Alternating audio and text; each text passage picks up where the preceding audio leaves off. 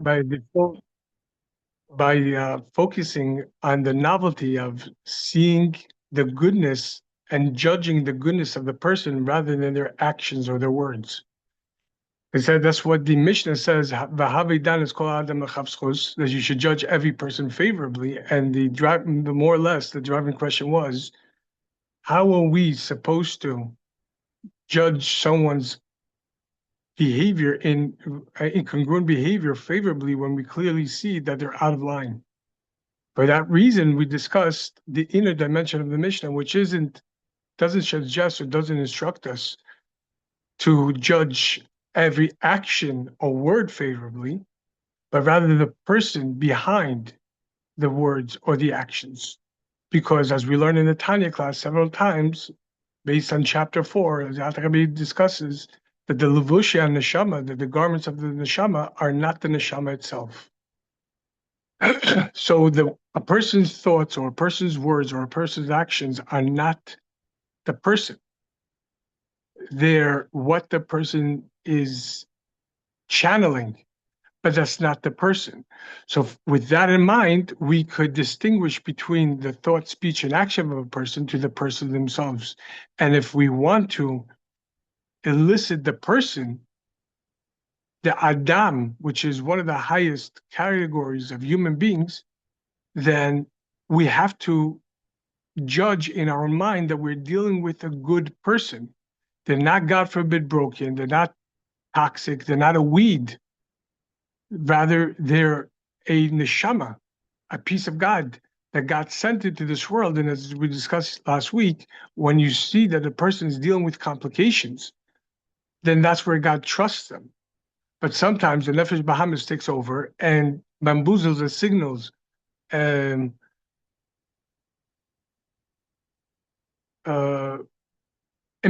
the signal according to its own standard that's emanating from the godly soul, which is being communicated to God by God directly right now, and it embezzles it and determines it according to its standard, which is survivability.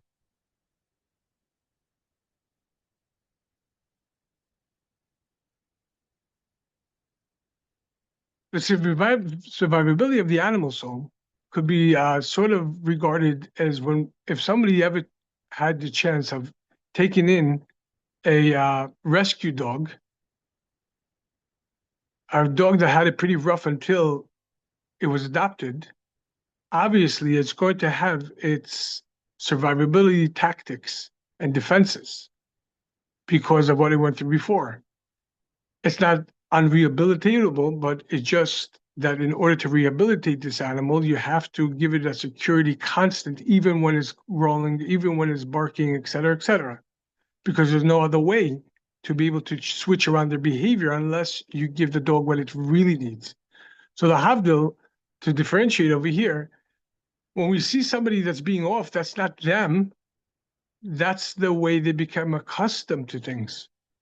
But if we're going to look at the person for who they are, we're not going to judge them based on what they said or what they did. Rather, understand that, as we spoke about several months ago, the very famous interaction that took place between Rabbi Dr. Twersky alav shalom and his father on one particular instant where on Rosh Hashanah, as a child, he went and played chess throughout davening with a recent Russian immigrant. And rather than rebuke him for it, his father told him, "This doesn't fit you. You're better than that." And at the same time, as much as it really touched the young boy at that point, the father came as he was leaving and came back with, "But did you win?" In other words, yeah, it was wrong. It's not you. But at the same time, I want to know if you won because you are important. What's the key to this? What's the key, the single key that we possess that opens this locked door in a relationship? Relationship to oneself, relationship to your spouse, to your children, to others. What's the relation? What's the mechanic? What's the key? What we're going to do this week is going to repeat a class that we gave approximately last year this time. But I do believe this is a class that needs to be taken in, chewed over, and then digested and internalized over and over until it becomes part and parcel of the way we actually view, not factually, like in philosophy. Yeah, in philosophy, I understand that you're good. In philosophy, I understand that, but in actuality, what I'm going to tell you is how bad you are. So, what is the key that opens up the actuality? And that's why it's so important to review and review and review. Let's go back to an analogy that we gave over in last week's class of Michelangelo, the sculptor, where Michelangelo first and foremost would approach a slab of marble. He would sit and stare and stare and stare and stare at it for hours and hours. Legend has it that once someone walked up to him and said, when he was sitting just seemingly oblivious, just in front of a piece of marble, and he was asked, "What are you doing?" He said, "I'm working." To which the questioner thought that Michelangelo was just being insane.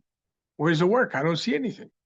But in fact, in his mind's eye, he was seeing the image that's behind the slab, that's internal to the slab. In other words, the externality of the slab didn't represent the image that he had in his mind. And for that reason, once he distinguished that image, then he would proceed to chisel the externality in order to reveal the image. So too, each and every one of us, we have our godly soul, as we discussed many, many times, that its entire perspective, its entire endeavor, its entire ambition is just God.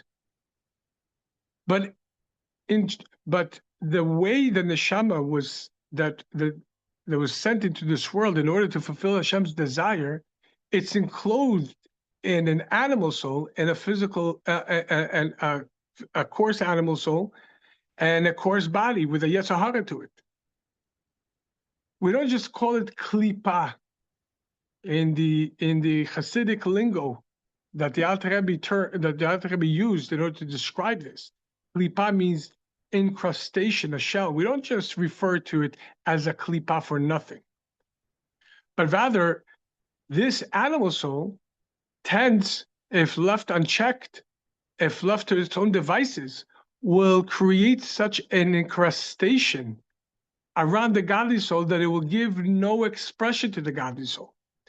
We drew up a parable sometime in the course of the last year between a fungus and the way that the animal soul operates.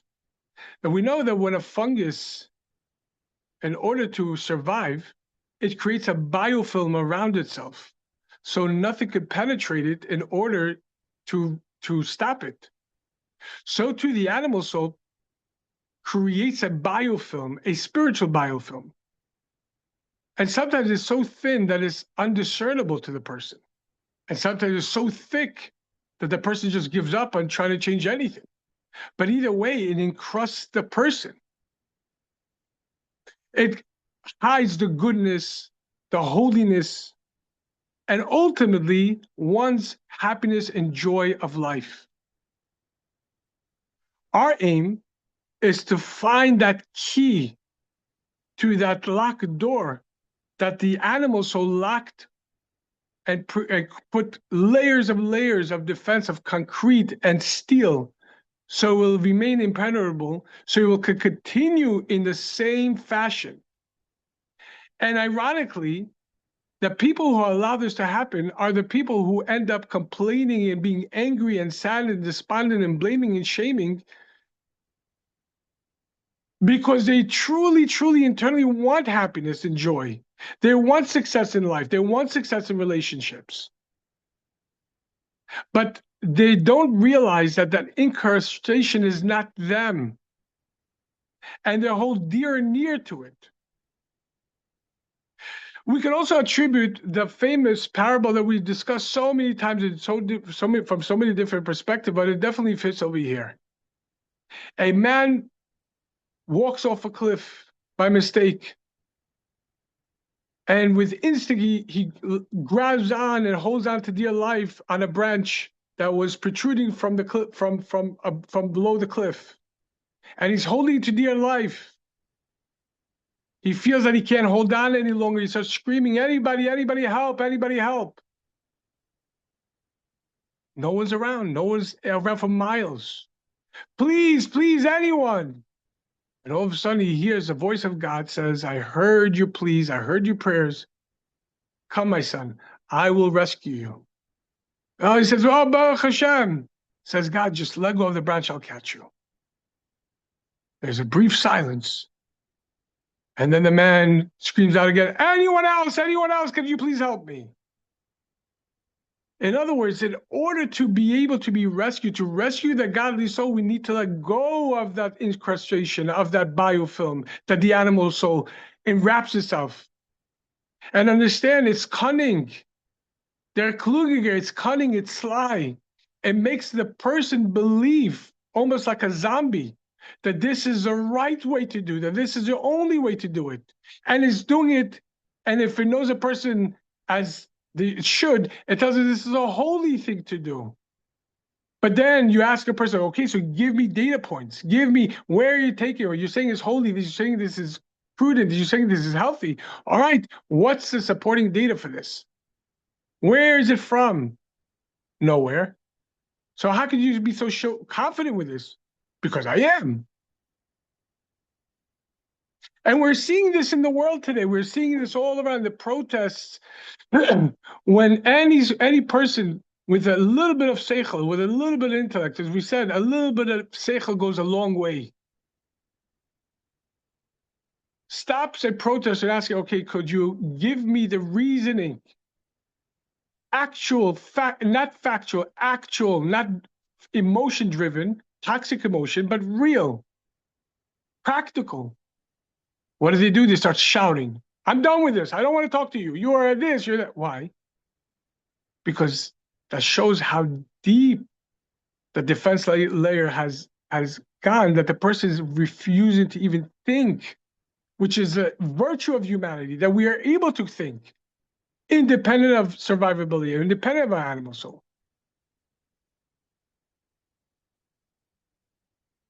So our aim ultimately is to find that key that will open up those locked doors, to reveal our pnimiyut, our inner essence, and to let go of those incrustations, of the defense layers, of the armors. And from here, with this in mind, we see a very clear-cut path that was solidified, given to us by the Torah. And what is it? Ayin Tova, a good eye, as opposed to the bad, evil eye. The Mishnah in Pirkei Avos, chapter 2, which is this week's chapter, tells us regarding Rabbi Yochanan ben Zakkai, one of the leader towering figures right by the destruction of the Second Temple. He stepped in as an interim Nasi, as an interim president to the Jewish people when the Nasi was murdered, when the upcoming Nasi was murdered, when the Nasi was murdered, and his son was too young to assume the position. So Rabbi Yochanan ben Zakkai stepped in and more or less single-handedly saved Judaism. And that's a whole discussion in which one that we had several times already.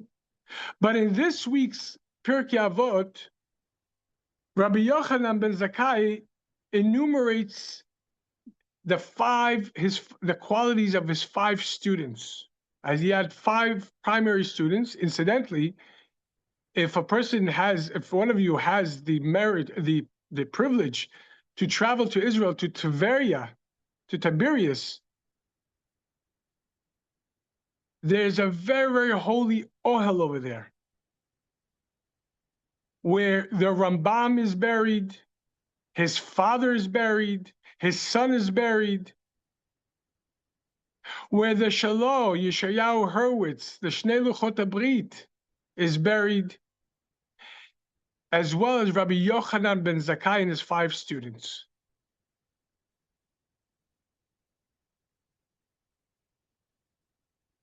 So Rabbi Yochanan says, go out and inspect and see which is the most clear and straight path that a person should cling upon. And incidentally, one of the midrash for Pirkei Avot, one of the midrashim for Pirkei Avot, which is Avot de Rabbi Natan, one of the Tanaim, the Rabbi Natan Bavli, compiled a midrash on a homiletic interpretation based on the sage's explanation on Pirkei Avot.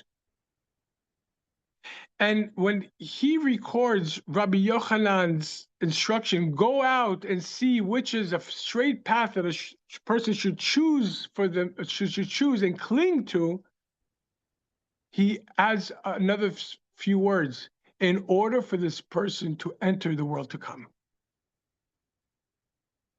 One of the explanations to this is the world to come means the world to come within yourself.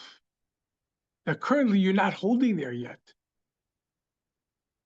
That currently you're living in this world, in the world of galut, of exile, of incrustation, of darkness and deceit. So what is the key? What is the path that a person should choose and cling on in order to enter their real self, their true, innate, essential self? And regarding the student Rabbi Eliezer, he cites Ain Tovah, a good eye. In other words, in the merit of working on oneself to develop and then maintaining that and a good eye, a person can achieve all the virtues in the world.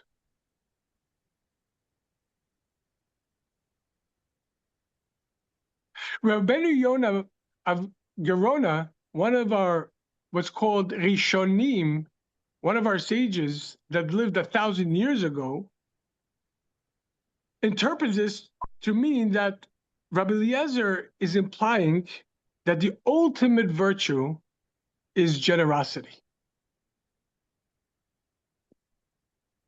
But not generosity in action, generosity in one's mind, to view and perceive and view everything from a lens of generosity. And this is, Rabbi Yonah says, this is a pleasant and a praiseworthy attribute. And being that once the person will get into the apex of that generosity, he will achieve and attain all the virtues that uphold and illuminate oneself and the world around them. Because his expansive heart, Rabbi Yonah continues, and his good eye is going to open up all these virtues. And such a person is worthy of these virtues. Well, based on this, why is that the primary virtue that a person should aspire to? Attaining a good eye. Why is that the key to life? Why is that the key to having healthy and holy relationship with oneself, with your spouse, with your children, with anyone for that matter? In order to understand what a good eye is, let's first delve for a second. What is the sense of sight? What does it mean to see something? When we see, we're seeing, we're looking, we're peering. What does that mean? What exactly is it that we see? The conventional wisdom tells us, well, we see what's in front of us. Our retina is recorded. We see the facts, and that's what we see. Objective facts, whatever is in front of you, that's what I see. But Chassidus says, no, not at all. We see what we want to see.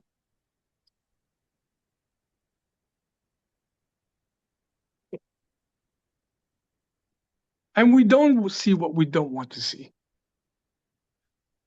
We know that a game, red buggy, blue buggy, that the kids play in the back, or at least we played before the devices came into life, where children who were seemingly bored in the back of the car driving, they would challenge each other, how many blue cars do you see? How many red cars do you see? And they would have to count. But then there's what's called attentive blindness. The more you're focused on your bias, the more you become blind to everything else. So the person looking for the blue car will, by definition, distort out of reality all the other cars that are not blue.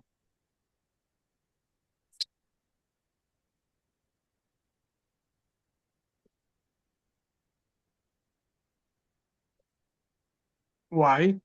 Because sight is just the mechanics. Interpretation, what the retina captures, is up to the mind. It's the codex.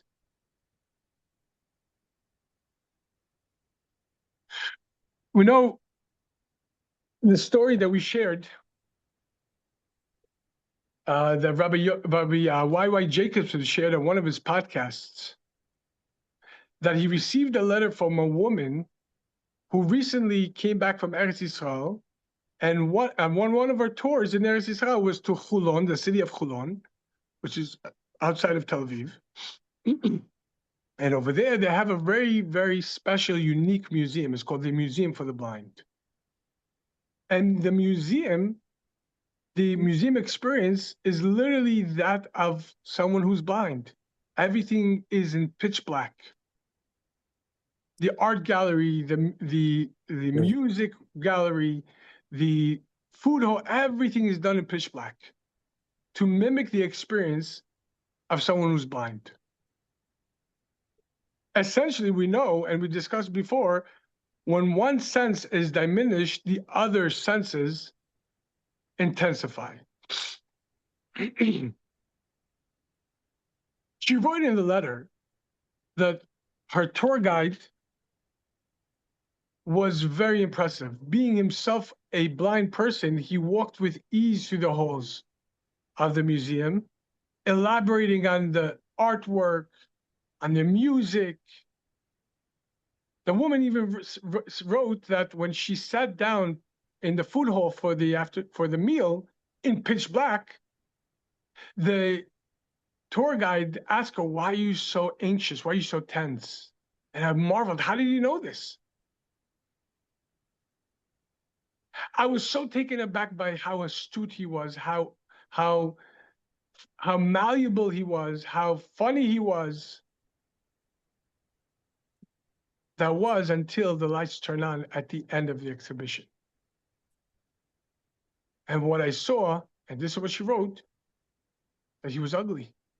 His eyes were fluttering. He had buck teeth.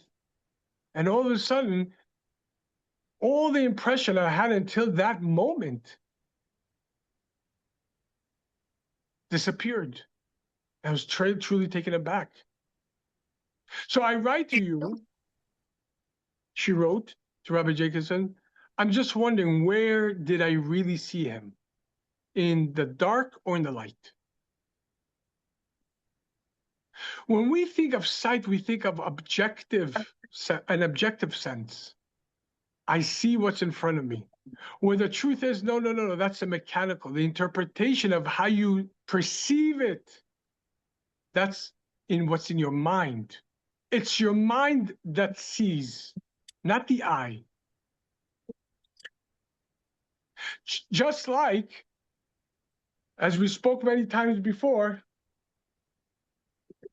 when I wave this, what is objectively seen is my hand holding on to this piece of paper, waving it back and forth.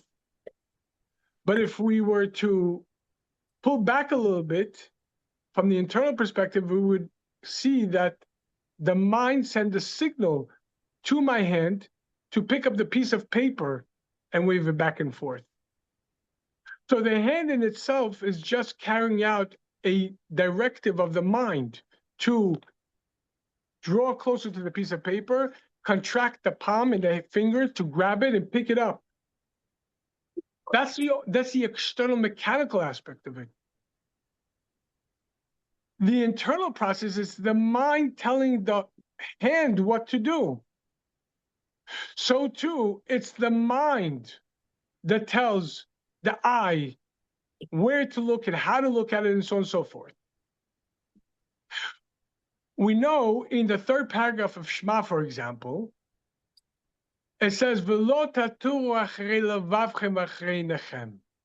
You should not go astray after your hearts and after your eyes. And we know the famous question that the commentaries bring up, that the Talmud tells us clearly that the heart wants, that it sends a signal to the mind, and then the eyes look, the mind thinks, the eyes look, the heart wants, and then everything is carried out. In other words, it begins with your heart first, before your eyes. First, your heart, your heart tells you you want it, and then, oh no, over here, seemingly first your eyes see it, then your heart wants it.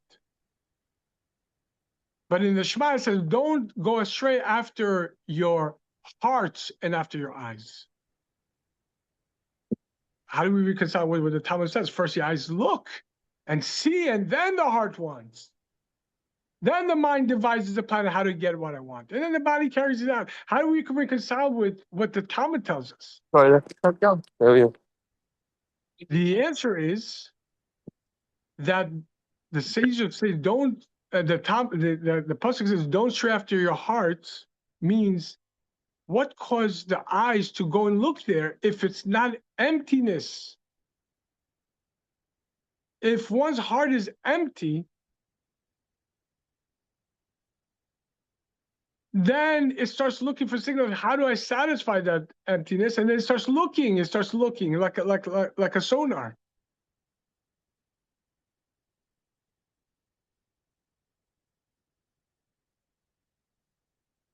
We see it we understand that. For example, the previous Rebbe, in one of his talks, explains the opening Mishnah in Tractate Baba Kama, which deals with damages. The Mishnah begins with 4 primary damages, and one of them is someone digging up a pit.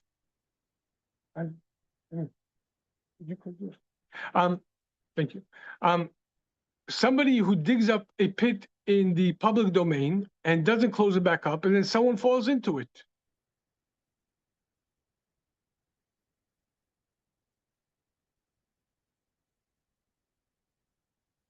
The previous Rebbe, and then it gives three other types of categories of primary damages. But then the previous Rebbe explains this on a deeper spiritual psychological perspective.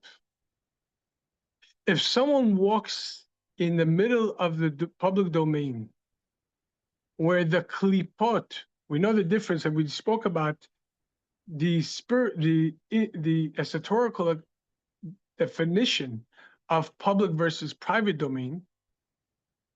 For example, on Shabbat, we're not allowed to take from the private domain and bring it outwards, or from the public domain and bring it inwards to the private domain, if there's no eruv. And there too, the explanation follows the same, esoteric explanation follows the same depth. The private domain is the oneness of Hashem. The public domain is a place where there's plural, where there are a lot of things going. There's no oneness. Everything is happening in its own, according to its own needs, its own wants. It's chaos. So someone who walks in the public domain,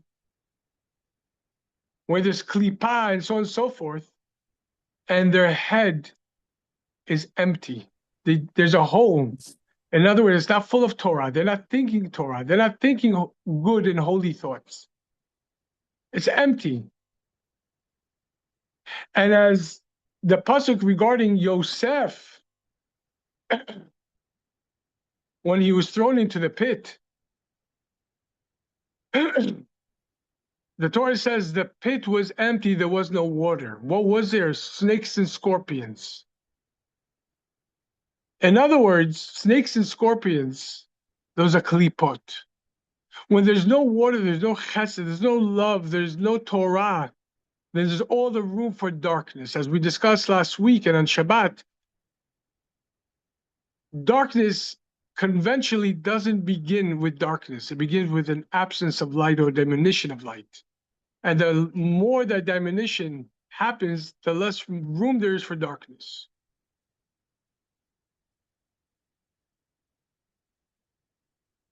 For this reason, our sages explain that don't go astray after your hearts and then your eyes, to signal to us that the eyes look when the heart is empty. It looks for something that will pull it, that will make it go astray. Because as our in Pirkei Avot chapter 4, mitzvah, a commandment gives the opportunity for another commandment, and Aveirah draws with it an opportunity for another Aveirah. Mitzvah means bond, being bonded to Hashem. Being bonded to one God in life gives the opportunity to expand that bond, to forge it on a deeper level and more and more. But God forbid, being attached to the klipa gives opportunity, because the klipa, the animal soul, is just like an animal. It wants more and more. It'll never be happy, never be satiated, and goes out of control after a while.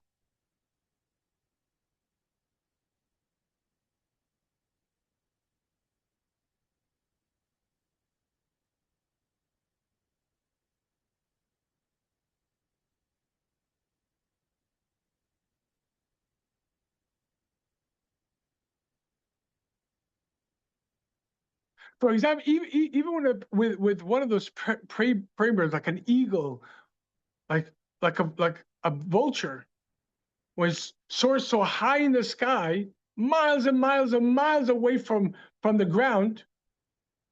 Research shows that even from that distance, it sees its prey in sharpness. Everything else is distorted, but it sees that prey because that's what it's programmed for. It sees everything small except for its prey.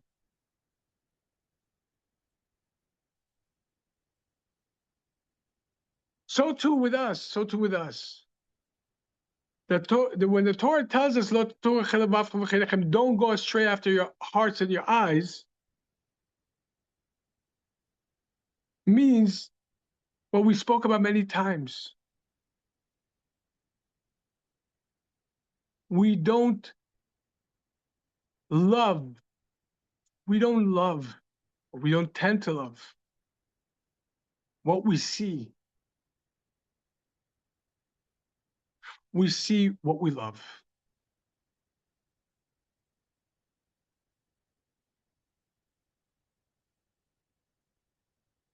And this is what Hashem tells us in the Torah. Re'eh, look, see, נתתי לפניך את החיים ואת המוות, את הטוב ואת הרע, ובחרת בחיים. Look, see, I want you to see. I've given in front of you the good and the evil, the life and the death, and you should choose good. In other words, you have to choose what you're going to see. How are you going to see it? How are you going to interpret it? It's your choice. It's not objective, it's very much subjective. And as we shared many times before, Reb Shlomo Chaim Kesselman, the mashpia, the mentor, that was a mentor before Reb Mendel took over Shlomo a year after Shlomo Chaim passed away. by the Rebbe's charge, but nevertheless, before Reb Mendel was Reb Shlomo Chaim, who went through a lot of difficulties, like underground, the KGB, and everything else. And yet he was so warm and vibrant, so happy and joyous, very caring, very empathetic, very sincere, involved with every one of his students. Take him to doctor's appointment to shoes to buy shoes or to get them repaired where they needed, and so on and so forth. He was once asked by one of his students, "How do you retain this joyful disposition after everything you went through?" And he cited this exact pasuk, this exact verse. Hashem is telling us, look, I've placed in front of you the good and the bad, the life and the death, and you should choose a life. Every entity contains the good and the opposite, the day and the night, etc. Every coin has a front side of a coin and left side of a coin. Every entire entity, as it says in Bereshit, v'erev v'boker yom echad, and it was evening and it was daytime one day, to which the previous Rebbe explains in a foundational discourse that every one has two sides to it, evening and daytime. And here Hashem tells us that it's up to us. What do we choose to see? Says the Shlomo Chaim, I choose to see the godliness in every frame of reality. Even in the darkness, I chose to see light.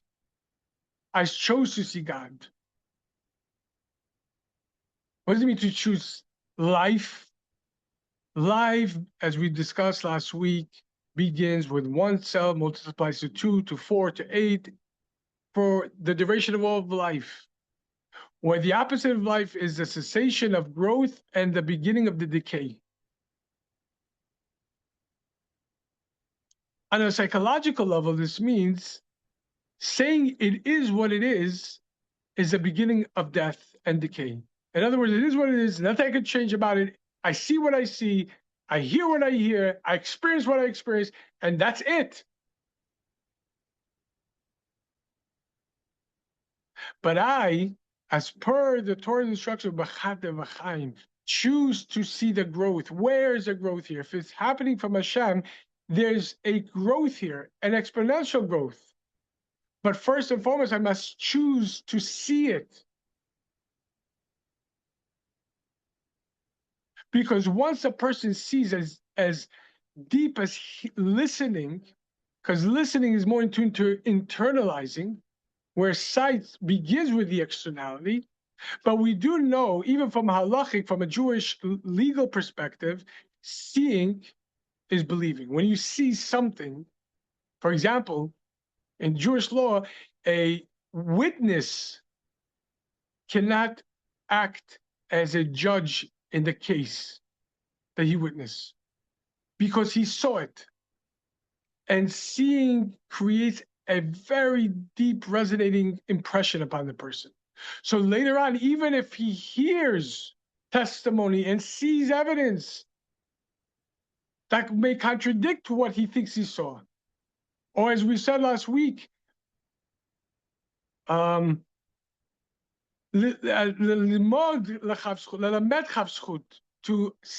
try to see the entirety of the picture. Maybe you had one angle, but it's a 3D world from our sense perspective. So yeah, he might have seen it, and he might be aware that he didn't see the entirety. But nevertheless, because he saw it, it will be very difficult. For example, to reinterpret it. For example, we spoke about 2 weeks ago. We spoke about the analogy that the Rebbe gives of a complete ignoramus. I'm sorry, 4 weeks ago, 3 to 4 weeks ago, we gave the analogy the Rebbe gave of a complete ignoramus from 5,000 years ago walking into a modern day operating theater. watching a surgery in progress. Him not knowing anything about modern medicine or doctors or anything like that.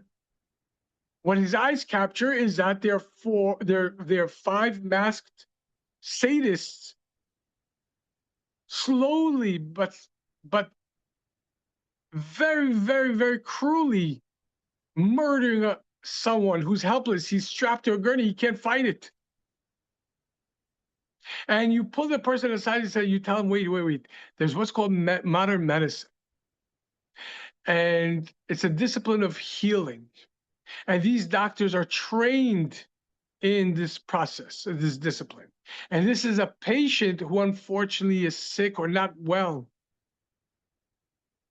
And actually, he paid top dollar for this surgery.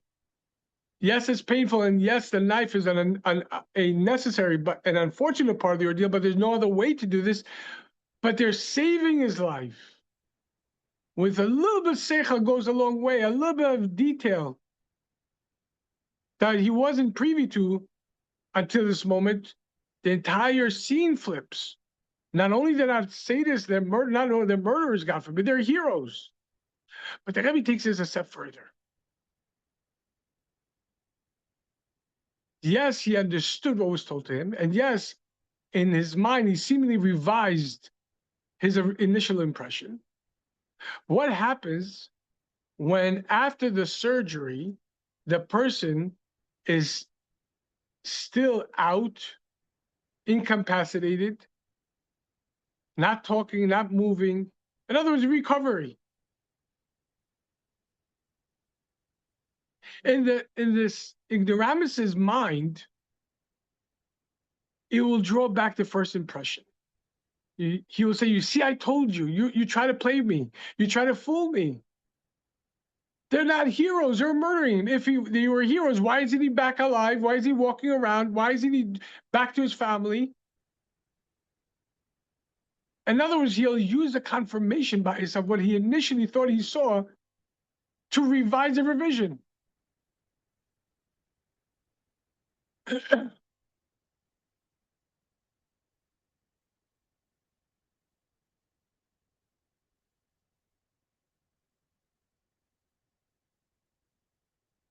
It's a choice. It's a choice how we choose from which angle, from which soul, the godly soul or the animal soul, to see and interpret the factual data that's coming through our retina.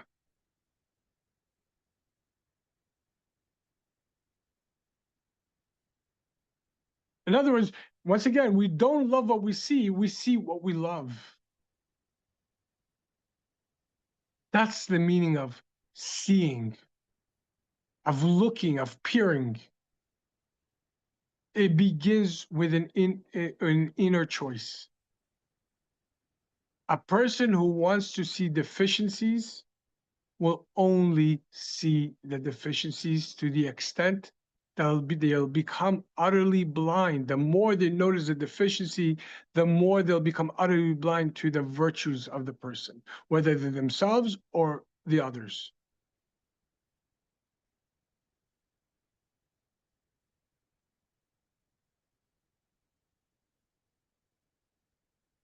We know that when two people grow up in the same family, for example, and they receive the same type of input from their parents, the same attention, they lived in the same home, lived and learned in the same school, and nevertheless, one constantly complained how everything's negative, everything's bad, I'm bored, I don't like this, and I don't like this, and the other person says everything's amazing.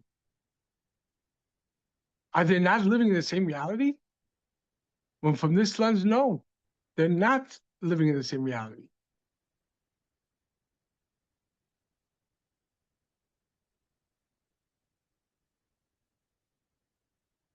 The famous story, and we recounted it in Fabrengens many times, that once the previous Rebbe left Russia and moved to Riga, two of the Hasidim traveled from Odessa, from the Ukraine, to meet with the Rebbe.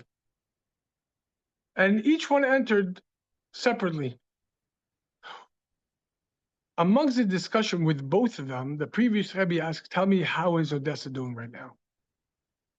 The first one tells the Rebbe, oh, Baruch Hashem, Odessa is amazing and thriving. We have minyanim, and we're learning, and we're helping each other, etc., etc.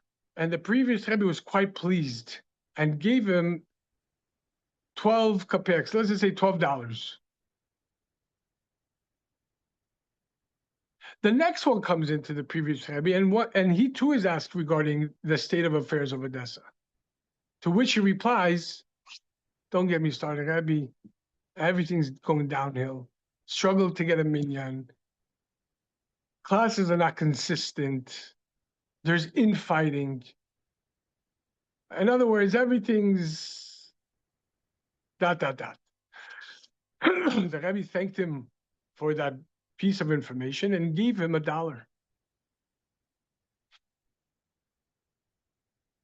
When they came out and matched, when he received $1, for one reason or another, he asked the Rebbe, but my friend told me that you asked him, and he also gave me his response to you, which is completely not accurate.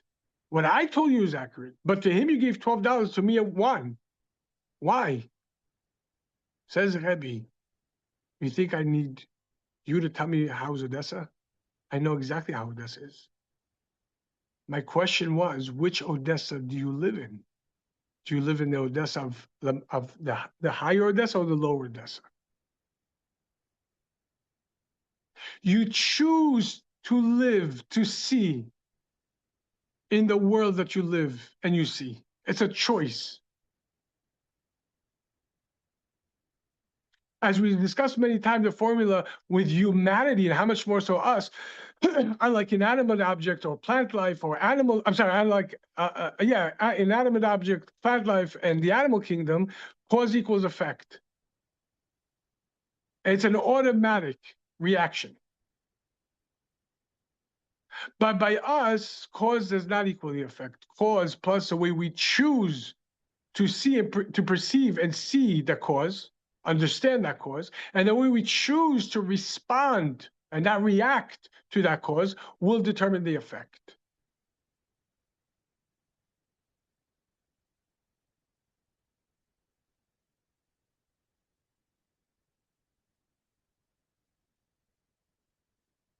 It's not objective, it's subjective.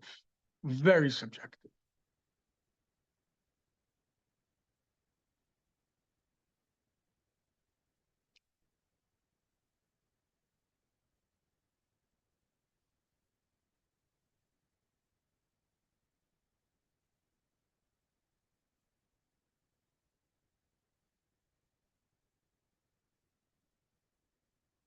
You know, a very powerful story to this effect is one that we told several times over, but it fits right here. 1943, Tafshin Dalet, 1943, Hanukkah, right before the turn of the year. The Bluzhever Rebbe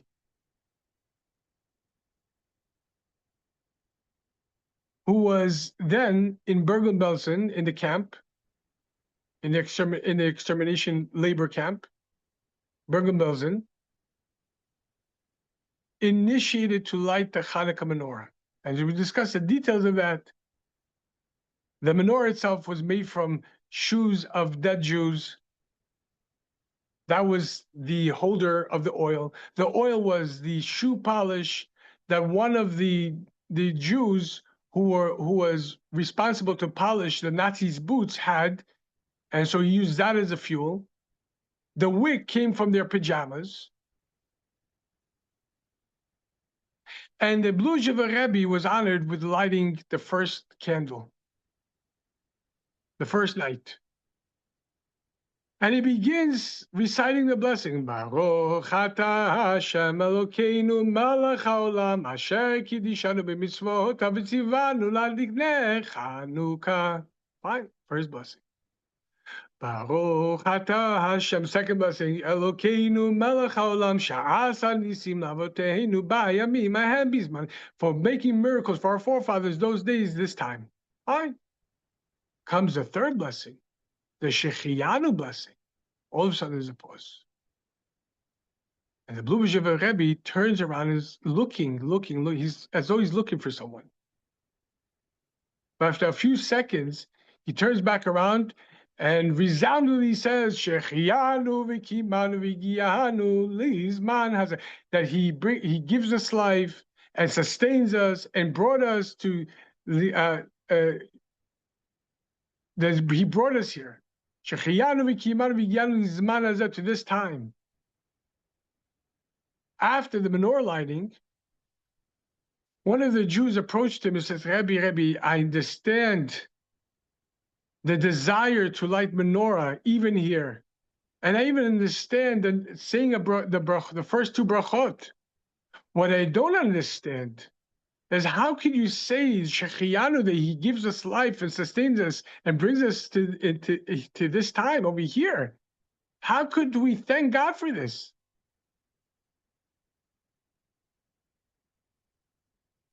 The Lubavitcher Rebbe replied, you know what? I had this very same question. That's why I paused between the second and the third blessing. I actually turned around to find a Rav who could answer me this, who could resolve this question, whether or not it's appropriate to say Shechianu over here. But upon scouring the crowd who gathered around with Mesirat Nefesh, self-sacrifice, being caught around a menorah is automatic death sentence on the spot. And yet they crowded with tears and hope, seemingly transcending the camps, the ashes, the murders, the torture, the complete loss of everything, in order to celebrate Judaism, light in darkness. And when I saw that inspired me to say Shechianu. For that spark of godliness that I see, that's my Shechianu. To see this at this time in this place is a miracle. In other words, on one end, objectively, quote unquote, a person can see suffering and pain and darkness and gloominess, and what's the point of even trying? But with the godly eye, one is able to see the light, the beauty, the opportunity, the life that is embedded in this moment, if only we'll interpret it correctly.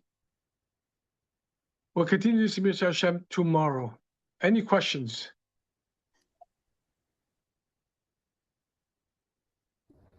Thank you, Rabbi.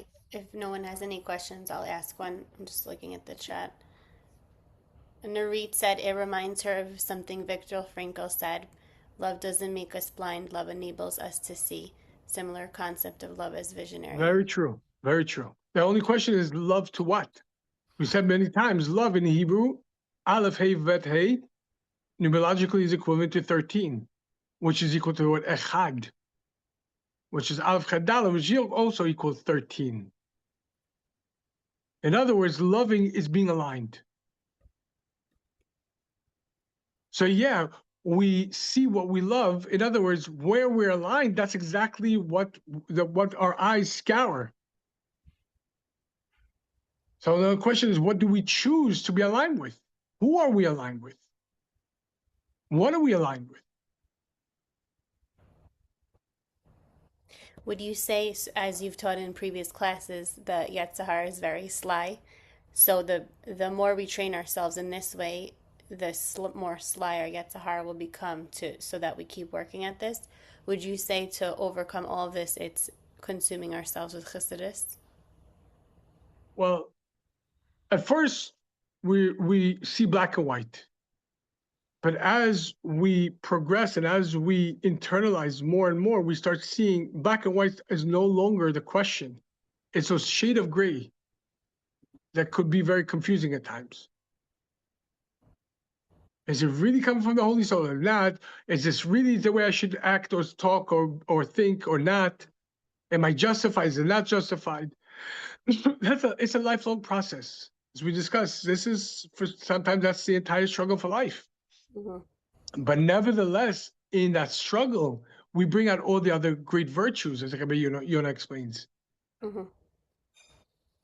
Thank you.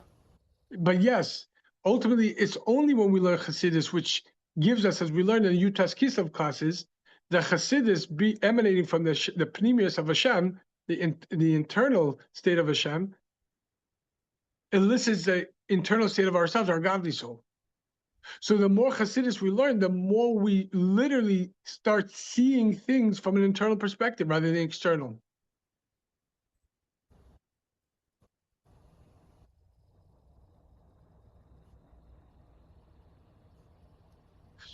A very simple example for you mothers out there. Mothers, and Baruch Hashem fathers as well, but mothers do this much more rapidly, especially with their first. At first, when we hear our children crying, it could be daunting, it could be frustrating, it could be very, very, very nerve-wracking because we don't know what they want. They're not communicating, they're just screaming. They're screaming if they're tired, they're screaming if they're hungry, they're screaming if they're in pain, they're screaming if they're not, whatever, but they can't explain it. So it's very, very, very frightening and it's very daunting and it's very taxing and so on and so forth. But the more seasoned mother, through experience and listening to other experiences, mother will know that although the cry might sound the same, but there are nuances which you could discern to tell you if the baby is tired, if they're hungry, if they're in pain, if they just need a hug. And later on, when they terrible twos, get away from me, again, understanding that when they're saying that, what they mean with, I need you close, I need security and safety, I don't feel it. But again, it depends from which lens do we view this.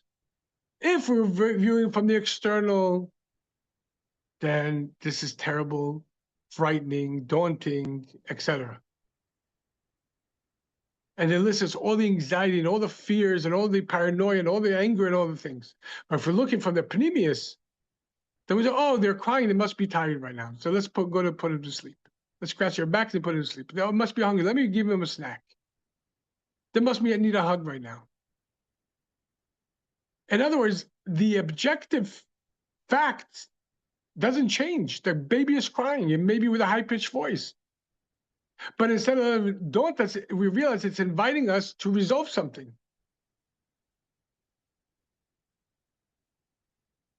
So too, when it comes to the learning Chassidus, that's the premise of the aphorism.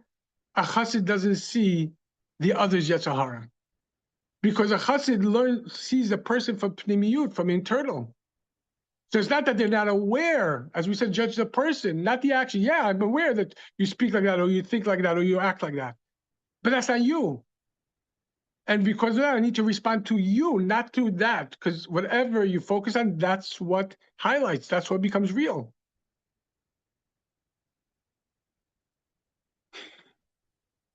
So let's challenge yourself today. Every time we see, ask yourself, who is seeing? Is it my godly soul or my animal soul? Why am I seeing it this way? Is this the truth, or is it the truth that I came to believe, and therefore I refuse to see anything because that will make me feel uncomfortable? At which point you will realize that you have many defense systems in front of you, and that's why you can't allow yourself to see. But letting go of the proverbial branch and letting God in, let go, let in. That's where it begins. But for that, we learn to learn Chassidus, and the more Chassidus, the more we access our internal self. We'll continue this tomorrow, Mr. Hashem. Thank you so much. Thank you so much.